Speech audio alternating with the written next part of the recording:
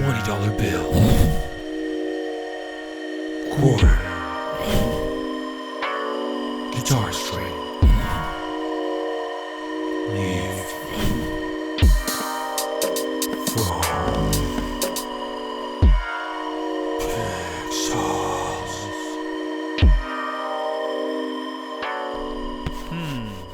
I need to make a title to make a point here.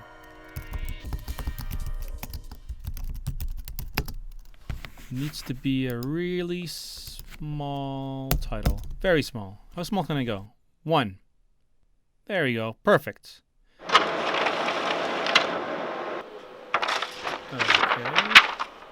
What is this? A title for ants? SD card for scale. Enhance. Enhance again. That's a scratched up SD card. How to turn any lens into a microscope. There she is. I think. You ready? Titties! That's 2 titties! Can you see her? There she is. Today, we're going to be explaining how to turn any lens into an extreme telescopic lens, microscopic. And all we're going to need is cardboard and tape. And that's it. All right, come with me here. So typically with a 35mm lens, this is about as far as I can go. And this is the shot that I'm seeing right now going onto this Budweiser bottle that's in the recycling. Why are we shooting the recycling? We will show you in a second why we're shooting in the recycling. But first, we just got to do a demonstration. We can take any lens and turn it into a macro lens. All we have to do is take the lens off, flip it backwards, hold it here so no light leaks, and hopefully it works. So let's try that shot again. Okay, and this is how close I can get to it already. But the theory is the farther I take the lens from the camera sensor, the closer I could get. So I could get even insanely closer if I get this far. But the problem is there's a lot of light leaking in. So if we're able to cover this space with anything, so we're going to just use a cardboard, we should get a lot closer. Okay, so we're going to try that right now. Step 1, we're going to need some cardboard. So we're going to go into the recycling. This is called reduce, reuse, recycle. So we're going to take this and make something out of it. Step 1 is to go like this, and hopefully that will fit a lens. And then we'll put the tape onto there, and that's about it. And fit the lens in there, and then we're going to fix the tape on the lens so it looks like a big tube. And the point of the tape is to block out all the light and to keep it in place. Okay, let's go. This is our contraption right here. I got the lens and I put the lens on backwards, and I literally have gaffer tape all over so there's no light leaks. And then on this side, very crudely, I have put tape on this side. It's pretty stable. So I use my fingers to open up the aperture blades, and what that allows me to do is to let more light in. The more you open it, the narrower the depth of field, just like when you use the lens forward, except this way it's like not even a millimeter. It's very tiny. See, as I make it darker, more is in focus, and as I made it lighter, the focus plane is a lot shorter.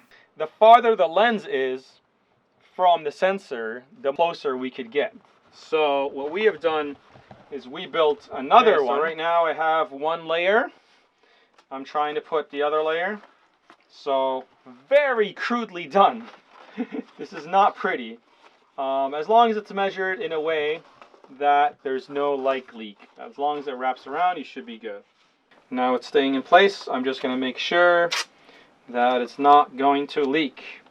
A better method is to use a Pringles can and to cut out the side so we have a perfect cylindrical tube. Now the fun part, hopefully the lens fits there. It fits. Gaffer tape, very important, does not leave a mark. Do not use duct tape because you're going to have a sticky lens. And there we go. Take a look at our awesome project here. This is what it looks like. Okay.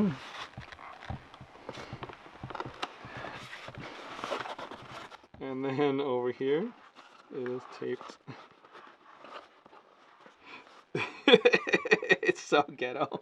The other thing you're gonna need is a light source. I just tried to be as cheap as possible, even though I have LEDs available. So I just used my cell phone light to help with the settings, so I'm not in ISO 2000 or above. Camera, cardboard, tape, more cardboard, tape, lens attached backwards, and on the top of the lens we put our cell phone light to illuminate our subject, and then we put the subject right in front of that lens. So all I'm doing right now, I'm pushing it forward and backwards to push the focal plane. So if it's not in focus, all I do is push it forward and then it's in focus. Let's see how close to the queen we can get. Hopefully you are. Whoa! There she is! That's the eyeball! That is the eye of the queen. We found it right away. That's so creepy. So this is our setup again. It's all the way in there. You can see that coin. Here is another pro tip. I have this just taped up. Leave everything here, and the only thing you want to move once you get it in focus, the only thing you want to move is the actual camera body, because it's a lot heavier, so you can make small movements and not be too shaky, as you can see. Or, if you prefer, keep it here and move the light source instead. So you can try putting it right at the top. So what I did right there is I literally placed the light right on top of the coin. I can move it side to side. If I find that it's not in focus, all I have to do is push it forward or backwards. There we go. In that case it was forward. And now it's super in focus. And we got a static shot. There we see a specular highlight, so we're going to move in close. And there we go. Real cool, eh? Look at this. Ooh, there we go. Look at that.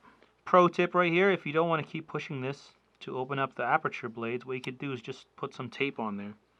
So you can just close it like this and tape it up. The nice things about this is you could move it up a bit to control it, so it doesn't have to be completely open, but you can push it a little bit, so it's like a F4, F5 kind of deal. Then that way, you only have one hand to worry about. Okay, so here's the setup right now. This icon right here shows the plane of focus, so we're going to measure from that one all the way to our lens, around between 21 and 22 inches. And what that's given us here, you see those tiny little millimeters? 21.5 inches, it's giving us 2 millimeters, taking up the whole screen. So between 4 and 5, there's 10 millimeters. So the entire screen is just 2 millimeters. Okay, so here's what I learned. So with a normal 35 millimeters, we were able to get 12 centimeters. When we reversed it, we were able to get it 10 times zoom. So it went from 12 centimeters to 12 millimeters. Adding the tube with the reversed lens on the top, we got the full screen to be 4 millimeters.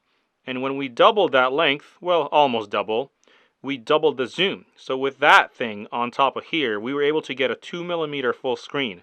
So the theory is, I think, if we double the length, we double the zoom. So the ratio of length to full screen should be like a 1-to-1 ratio over here. So if we were to double this again, let's say to 100 millimeters, we should theoretically get 1 millimeter full screen, which is insane. But that might be a bit too hard to to put together.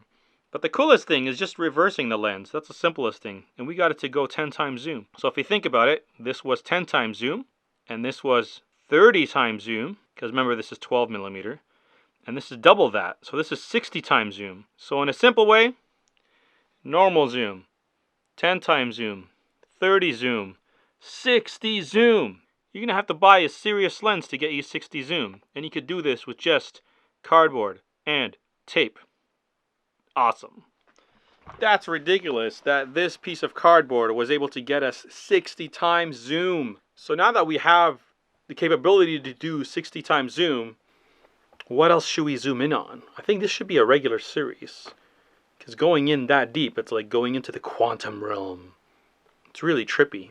I'm not going to do photography. This is for you. So you get creative with it. But I just wanted to show you how close you can get using what you have already. I'm assuming you already have interchangeable lens camera. So all you need is a camera, lens, flip it, add cardboard. That's it.